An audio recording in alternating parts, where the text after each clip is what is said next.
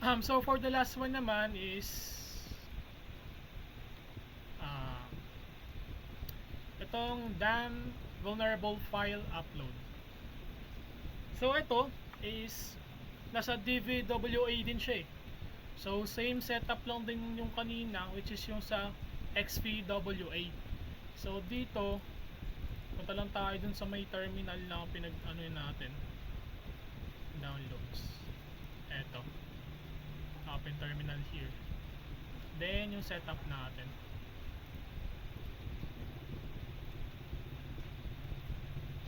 which is eto. Ito yung may pinakamaraming setup.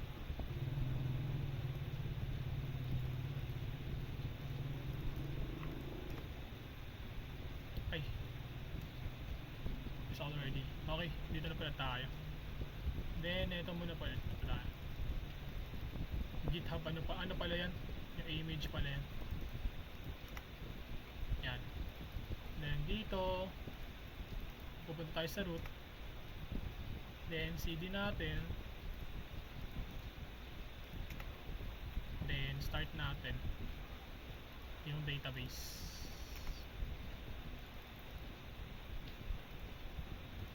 Tsaka ito rin.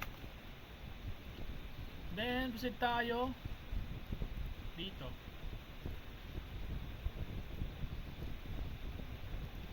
Kung saan siya. Kailangan pala laging naka-enable yung Docker. Yung Docker laging naka-enable. Burp suit pa rin. File upload tampering. File upload checks. Burp suit.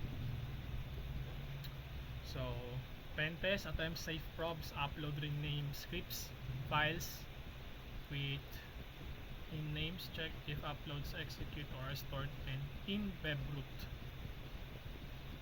Okay, file upload, path traversal, ito ata yun, ito yata yung file natin i-upload eh. Tama ito nga. So let's proceed. Punta tayo sa burp suite ulit.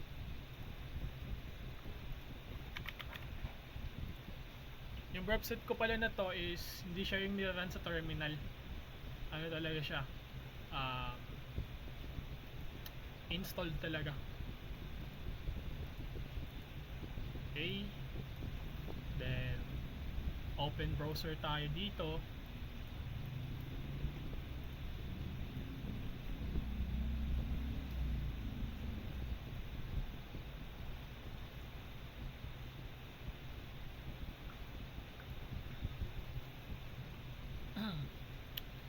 Ngayon, as always, tayo sa tar open browser, Chromium. Eto, paste natin yung URL. Sige, magana. Yan.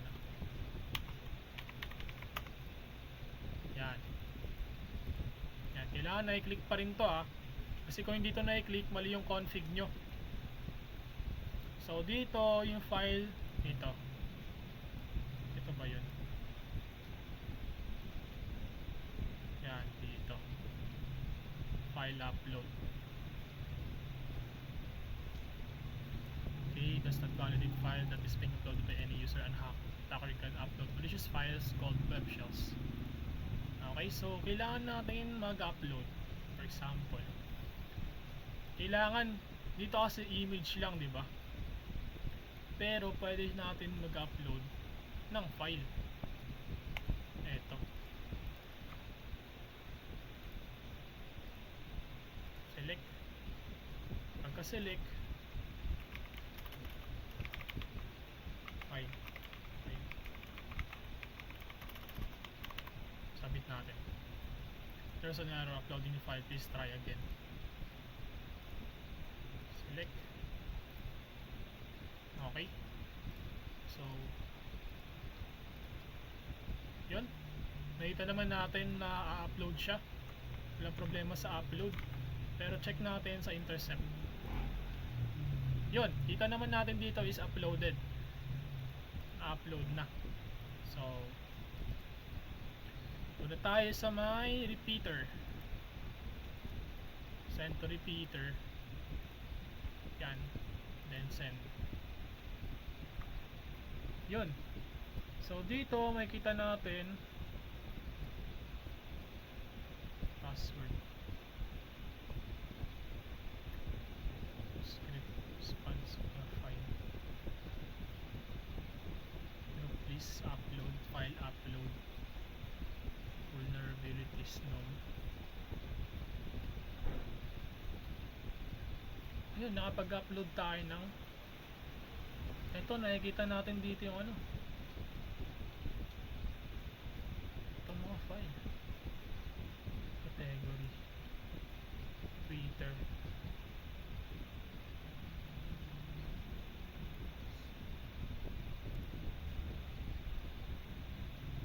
Okay, so pagka-upload natin, for example,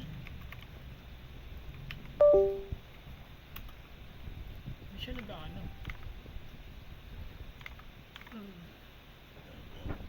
nakapag-upload tayo ng file, malicious file. Kahit na image dapat yung kailangan i-upload, pero pwede makapag-upload ng file, which is yung sh file nya. Eto, para try natin to. Select, submit. Ay, naka-interest pa pala. Off. Magka off, send natin ulit to. Yun.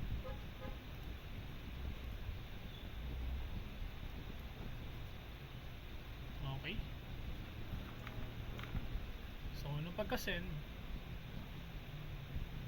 ito siya.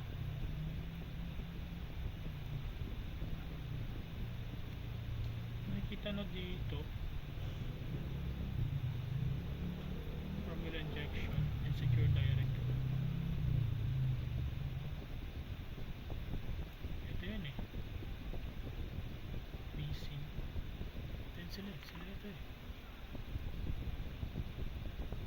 So try natin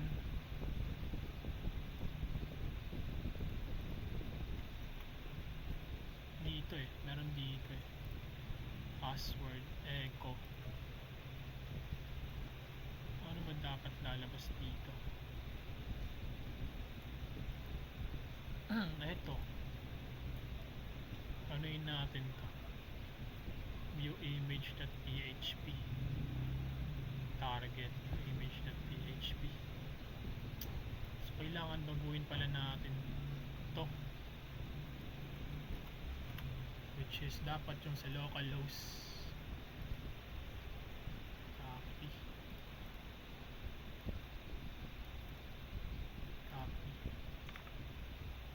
and paste and send.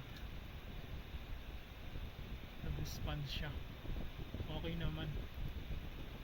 Tapos access natin to kung meron. Copy, paste. Error siya, so wala siya dito. View image.php kung nag-upload ako ng ano. So dito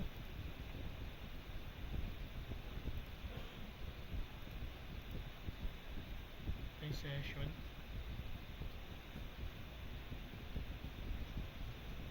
teka,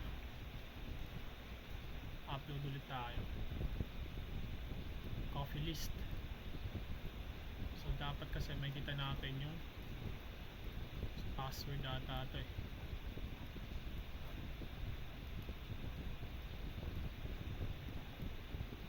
Select coffee 1. Sarap. Submit natin. Reset natin ulit. Ito na siya. Send natin sa repeater. Pagka send natin.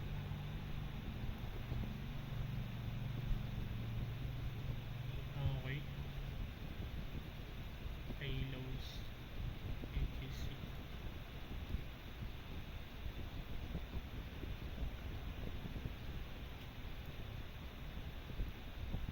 Dito lang siya.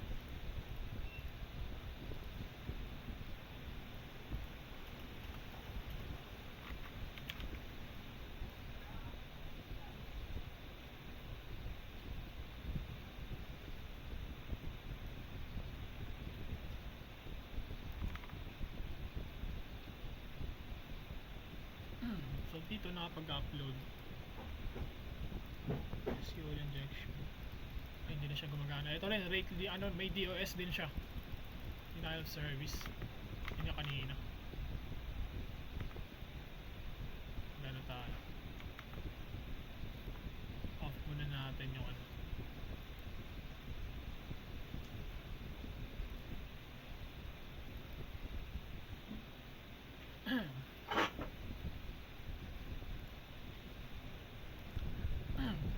Okay, so yun nga, nakapag-upload naman ng file. Try natin ulit. So nagkakaroon ng ano,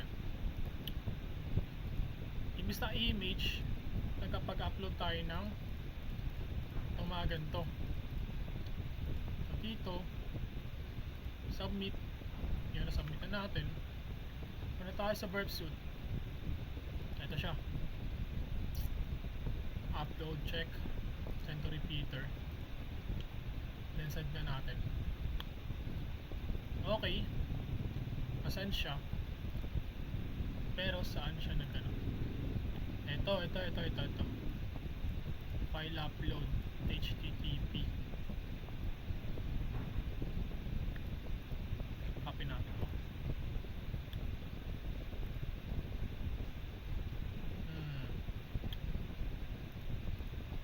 1.1. Paano pa gano'n natin?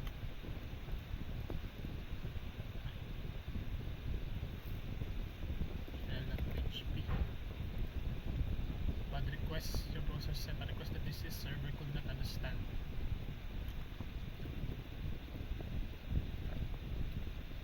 Balik natin sa ano. Then, na-upload na natin siya eh. Pag-upload tayo ng file. Ito siya. Ito yung content.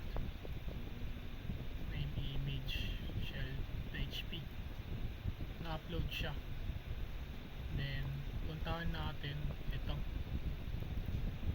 Copy. Then, shell. Ay, mali.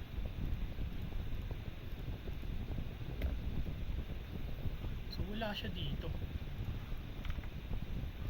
Lalo na pag-upload.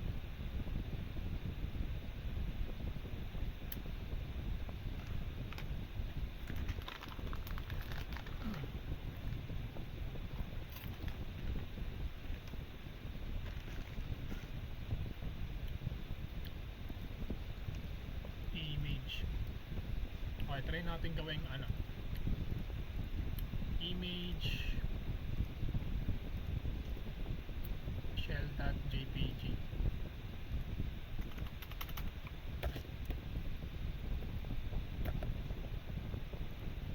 Yan, gawin natin siya ganyan.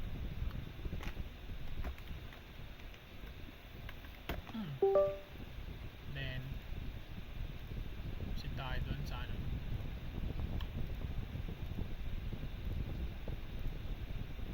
Okay, submit. Intercept natin. So, history. Na ito.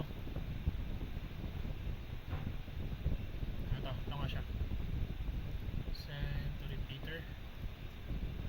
Repeater siya. Send. Okay.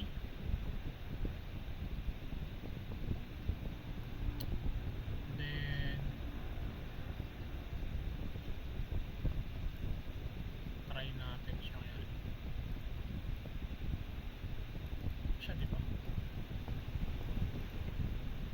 Copy.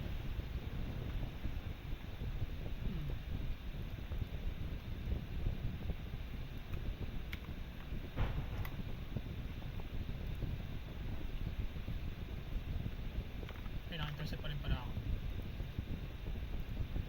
Kailangan off natin.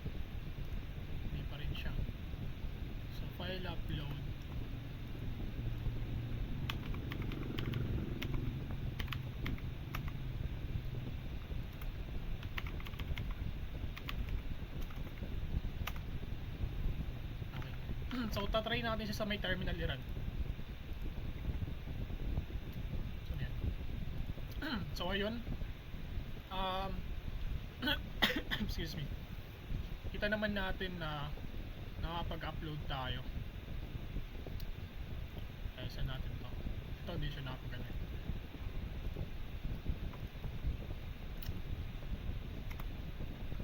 Yan, image, pero mag-upload tayo ng file. Yan, submit. Then intercept natin. Ito siya. Yan, send natin sa repeater. Pagka-send, ito yung response, okay. Yan, no problem naman. So ibig sabihin, nasa-send yung file.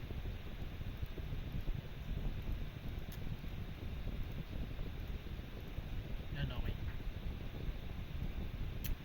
Yun, that's it.